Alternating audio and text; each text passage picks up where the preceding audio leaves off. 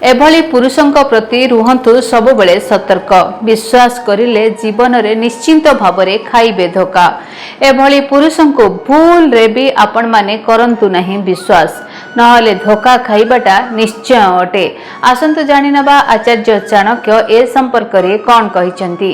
नमस्कार, डीटीवी ओडिया रो ए स्वतंत्र उपस्थापना को आपण समस्तंको स्वागत करुछि। मो आने शतपथी।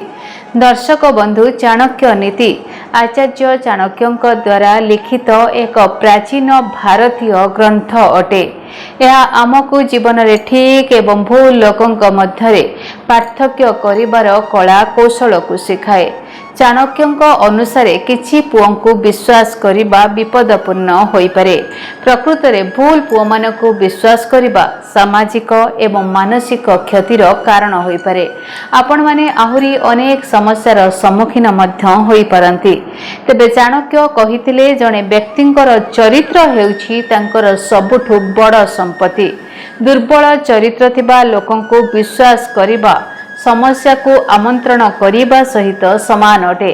और एभली परिस्थिति रे महिला मानकु किछि प्रकारर लोकंक प्रति सतर्क रहिबाकु परामर्श मध्य दिया जाइछि, जो मानकर आचरण एवं उद्देश्य संदेहजनक होई पारे। तेबे चाणक्य नीति अनुसार केउ पुरुष मानकु विश्वास करिबा नुहे उचित, ताहाले आसंतु जानि नबा। मिथ्यावादी बा मिछ कहुतिबा पुरुष। चाणक्यंकर नीति अनुसार जो माने बारंबार मिछ कहती सेमाने केबे भी विश्वस्त होई परिबे नहीं। एपरी लोक माने निजर फायदा पाई सत को बिकी दियंती। सेमाने प्रायतः निज कथारे विरोधाभास करती। समय सहित सेमानकर कहानी रे परिवर्तन हेइथाए। एपरी लोकंकु अंध भावरे विश्वास करंतु नहीं। कोनोसी बड़ निष्पत्ति नेबा पूर्वरु सेमानकर सत्यता को जांच करंतु एवं सेमानकर अतीतर आचरण को विश्लेषण निश्चय करंतु। स्वार्थपर लोक। चाणक्य कहती जे स्वार्थपर लोक माने केवल निजर लाभ पाई अन्य मानक सहित संपर्क रखि थांती। एपरी लोक माने बंधु हेबार किमा संपर्क रखिबार अभिनय करती, किंतु सेमानकर उद्देश्य पूर्ण हेबा मात्रे सेमाने पछकु फेरी जांती। एही लोक माने केवल सेतेबेले आपणक पाखकु आसंती जेतेबेले सेमानंकु आपणक ठारू किछि आवश्यक हुए। सेमानंक कथारे चपलता एवं दिखावा देखिबाकु मिले। एपरी लोकंक सहित व्यक्तिगत किंबा गोपनीय सूचना आदौ शेयर करंतु नहीं। सेमानंक सहित व्यवहार करिबा समय आपणकर निजर सीमा भितरे रही कि कथा कहंतु। चरित्रहीन लोक। चाणक्यंक नीति रे चरित्र को सबुठु गुरुत्वपूर्ण विषय भावरे विवेचना करा जाए। नैतिकता एवं नीति सहित सालिस करुवा लोकंकु विश्वास करिबा विपज्जनक होई पारे। एही लोक माने अन्य मानकर भावना को सम्मान करंती नहीं एवं सेमानकर प्रतिश्रुति भांगिबाकु संकोच करंती नहीं। एपरी लोकंक पाखरु सबुबेले दूरता बजाय रखंतु। जदि आपनको बाध्यकता हेतु सेमानक सहित मुकाबिला करिबाकु पड़े तेबे सर्वदा एक लिखित चुक्ति करंतु एवं सतर्क रुहंतु। ईर्षालु एवं नकारात्मक लोक।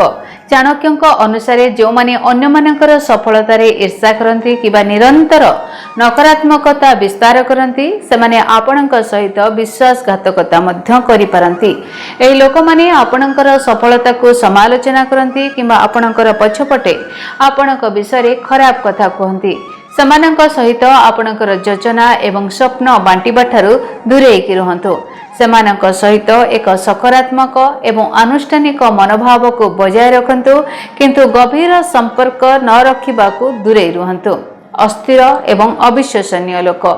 चाणक्यंकर नीति अनुसार जो माने निज निष्पत्ति रे अस्थिर एवं बारंबार निजर मन परिवर्तन करती सेमानक उपरे केबे भी विश्वास करा जाई परिबो नाही।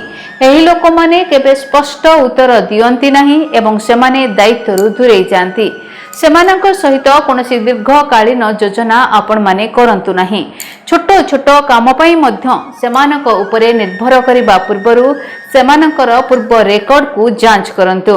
दर्शक बंधु, जदि आपण माने ए सब लोक मानक सहित संपर्क रखुचंती तेबे चाणक्यंक अनुसार आपण माने एही सब दिग प्रति सतर्क रुहंतु। या सहित सुरक्षित मध्य रुहंतु। एही विश्वास र सहित आसंत आरंभ करिबा आजिर दिन। धन्यवाद, नमस्कार। DTV ओडिया देखिवा पई सब्सक्राइब करंतु एवं बेल आइकन को मध्य दबाई दियंतु।